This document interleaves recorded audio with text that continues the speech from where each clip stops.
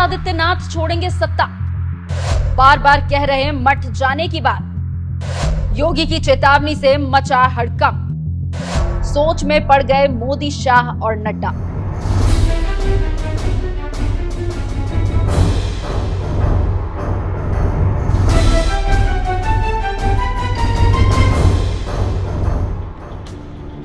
नमस्कार, मैं खुशबू राय, आप देख रहे हैं NMS न्यूज। योगी आदित्यनाथ एक ऐसा नाम जिनके इर्द गिर्द बीजेपी की राजनीति घूमती है, जिनके एक बयान से यूपी से लेकर दिल्ली तक तहलका मच जाता है। हाल के दिनों में उन्हीं के राजनीतिक भविष्य को लेकर संशय बना हुआ है। कभी खबर आती है कि योगी को यूपी की कुर्सी से हटाया जा सकता है, तो कभी खबर आती है ये मात्र एक अफवाह है। लेकिन कहते हैं ना, आग भी वहीं लगती है जहां चिंगारी उठती है। अगर ऐसी अफवाह सामने आ रही है कि योगी से यूपी की कमान छीनी जा सकती है, तो इसमें कहीं ना कहीं कुछ प्रतिशत ही सही, लेकिन सच्चाई तो होगी। योगी के राजनीतिक भविष्य को लेकर अटकलों का बाजार लोकसभा चुनाव के समय से ही शुरू हुआ था।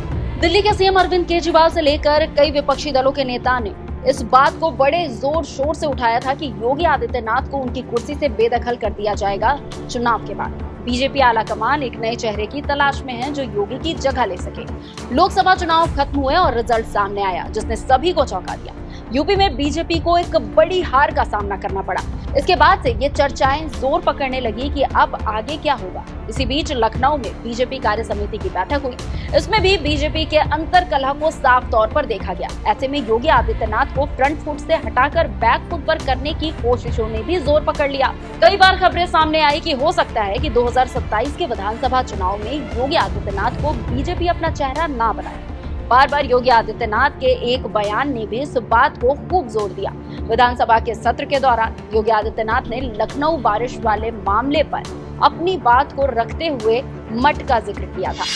जो प्रदेश के व्यापारी और बेटी की सुरक्षा में सेल लगाने का काम करते हैं, जो प्रदेश के अंदर अराजकता पैदा करके सामान्य लोगों का जीना हराम करते हैं, मेरा दायित्व तो बनता, मैं यहां नौकरी करने नहीं आया हूं, कतई नहीं। मैं यहां पे इस बात के लिए आया हूं कि अगर वो करेगा तो भुगतेगा भी फिर, और इसीलिए मैं यहां पे आया हूं कि हम लोग उससे लड़ेंगे। ये लड़ाई हमारी सामान्य लड़ाई नहीं है, ये प्रतिष्ठा की लड़ाई भी नहीं है।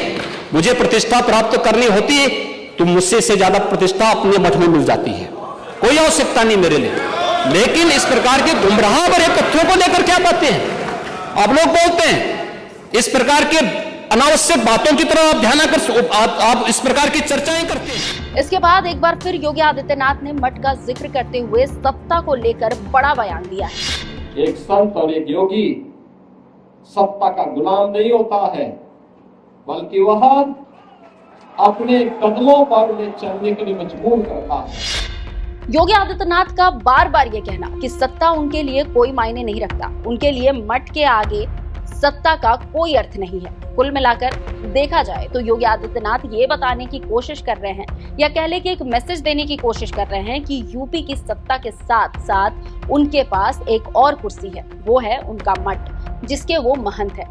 राजनीतिक विशेषज्ञ भी मानते हैं कि योगी का बार बार मठ का जिक्र करना एक मैसेज है आला कमान के लिए कि उनकी कुर्सी से उनको हिलाना एक बड़ी भूल हो सकती है। योगी बार बार याद दिलाने की कोशिश करते हैं कि बीजेपी में अगर कोई नेता सनातन और हिंदुत्व का चेहरा है तो वो है योगी आदित्यनाथ। यूपी में बीजेपी की वजह से योगी नहीं, योगी की वजह से बीजेपी है।